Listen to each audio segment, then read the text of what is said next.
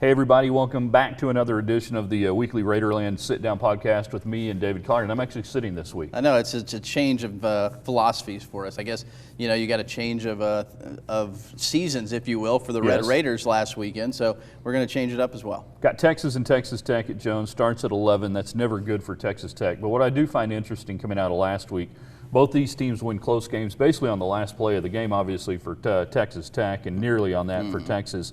You could have had two teams limping into this game with not much to play for. Now, both teams have something to play for. I think that changes the dynamic a little bit. Oh, it definitely amps up this game, and that's what I was referring to just a second ago. I mean, we went into this game, I think most people thought the Red Raiders had a chance because it's a rivalry game against TCU last week, but I think the vast majority thought that's probably a loss there in Fort Worth given what had happened there a couple of years ago. So if they were to come in here with 3 wins, their backs are seriously against the wall because I figured maybe 2 more wins on the schedule from here on out. But that gives them new life going into this Texas game. If they win this Texas game, they just got to win 1 more to be bowl eligible, and they've got Iowa State on the schedule. So, I mean, it looks very promising at this point if they can just somehow eke out a win against Texas. Same thing for the Longhorns as well, playing for a coach. Yeah, you were hoping they'd lose to Baylor, that it'd be fait accompli, Strong would be done, this team would be hanging it up. Now, I don't think they are. They come in and they intrigue me. A lot of people will look at young Buechele and say, well, they finally got a quarterback who can throw it a little bit, and that's – I'm looking at the run game, and I'm looking at Deontay Foreman right now, 1,000-yard rusher. They hadn't had one since Jamal Charles. They ran it well against Baylor. They have committed to that, it seems like here, maybe more since that Oklahoma game, even when they put up some points there.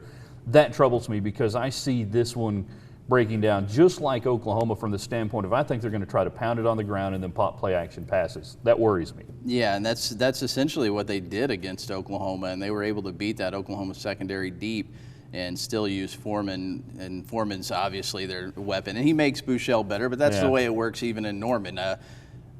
Baker Mayfield looks a lot better thanks to those 2 running backs, and then just throw it deep to D.D. Westbrook. It makes it a lot easier for the quarterback. Yeah, you flip it around for Texas Tech. Every indication is that Mahomes is okay. That it hurt that last play, but it didn't hurt him. It hurt. I feel like that about 6:45 most days in the morning. But you're not going to see the same look you saw from Gary Patterson. That's not what Strong does. This is going to be a more traditional type look, but I do think they will bring a lot of pressure. I think they're going to blitz. He's dialed up more pressure since he started calling plays. It's been a big change with that defense since he took over 3 games ago. I think we go back into that mindset of this offensive line is really going to have to protect Mahomes. Otherwise, he's going to be getting knocked down 3 or 4 times a drive. You can't have that. I don't think you can survive that this weekend. No, and if it happens early on, that could lead to a long day. Like you said, if it's in his head early that he's going to be hit quite a bit, he's going to try to rush things. He's going to try to create plays and get out of the pocket maybe before he needs to. And listening to Charlie Strong's press conference, he wants to contain him, obviously, but if he gets outside the pocket, he's told his guys to stay back and let everybody else try to get to him just to obviously help in the coverage aspect of the thing. I don't think they're going to let him get outside, and they're going to try to, as somebody on their team said, not injure him, but injure him. Yeah. We'll get to that in a minute. I'd love to see DeLeon Ward continue to put up nearly 100 yards a game and get those kind of carries. I don't see that working out this week. I'll be very surprised if he gets more than, say, 15 carries. That is an over-under. But do you think it's important that Cliff at least they try to commit to a little bit of the run game, or are we going back to the Oklahoma playbook of we got to score a bunch of points, let's go get them? Maybe it all depends on how the game plays out and how how much Texas scores early on, but I would think that they would try to run the ball, if anything, to prevent Patrick Mahomes getting banged up as much as it sounds like they want to bang him up. But again, as long as they can get a guy that can get 3 or 4 yards here and there for him and give that offensive line, weird to say, a rest with a running play, but everything that comes along with trying to pass block for Patrick, I think if they can give him a break mentally and everything like that, especially with Justin Murphy maybe, sounds like he won't be in this contest. I think that they won't go 30 rushes a game, but if you can get 15, maybe 20, that would be nice. All right. The Longhorn, Breckenhager, who looks like either the former lead singer for Twisted Sister and Dee Snider, or just a guy looking for a hairband tribute band to be a part of.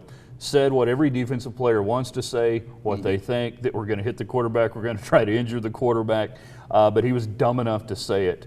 Okay, true or false? He wrote 2 words of the apology that was issued by Texas, or 0, just looked at it and said, whatever, guys.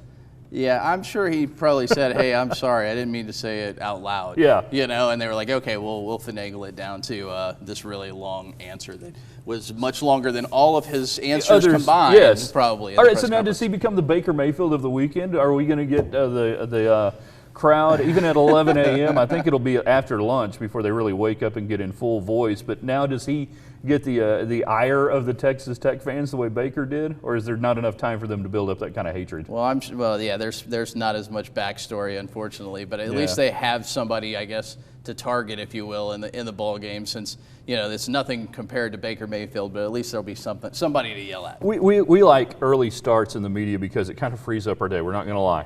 It gives us time to get more work done and do it. But go to I know softball tournaments. Yeah, later go to in the softball day. tournaments or youth football for me. But man, what a waste for this game, in my opinion, to be an 11 a.m. game. Oh, You're yeah. just not going to have the same feel. Yeah, but that's the problem. They have to set the schedule a week early, and we mentioned it earlier. I mean, if you would have thought about it, you would have said, well, these are going to be 2, 3, and 5 teams going up against each other, and it probably deserves to be an 11 o'clock game because Texas just got blown out by Baylor, and the Red Raiders might have given up 1 million points to TCU.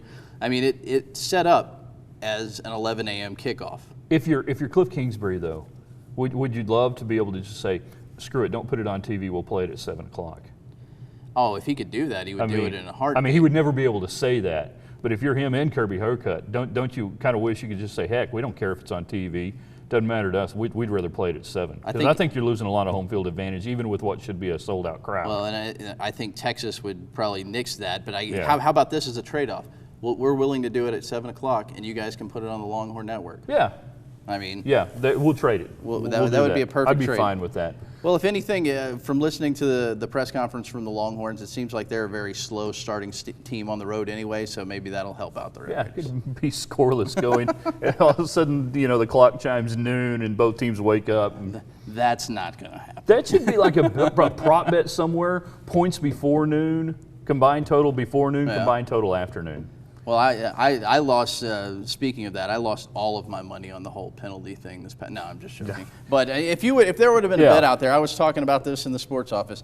If anybody in the world would have been given the bet of will Texas Tech have 1 penalty or 0 penalties going into the fourth quarter, not a single soul on earth would have taken that bet. I mean, you would. Sucker bet. Yeah, exactly. 45 points. Will that be enough for one team to win? 45. Yeah. If Texas Tech scores 45, I don't know if they'll win. I'll put it that way. I think if Texas has 45 points, they're probably winning. I'll go 42 will be enough to win. 42. 42-38. I could see in a 45. replay of 2002. Well, nothing wrong with that. That was a good one, right? 45-42 would probably be a score I could see happening. All right, we enjoy hanging out with you guys here in Raiderland. Follow him on Twitter, Collier on TV. It's got the little underscore in between. Also, Red Raider Nation here, KMAC28. Drop us a line also on the site in the comment section if you agree, disagree, or just want to say send money. We won't, but I mean, you can ask. It never hurts to ask. All right, we enjoyed it.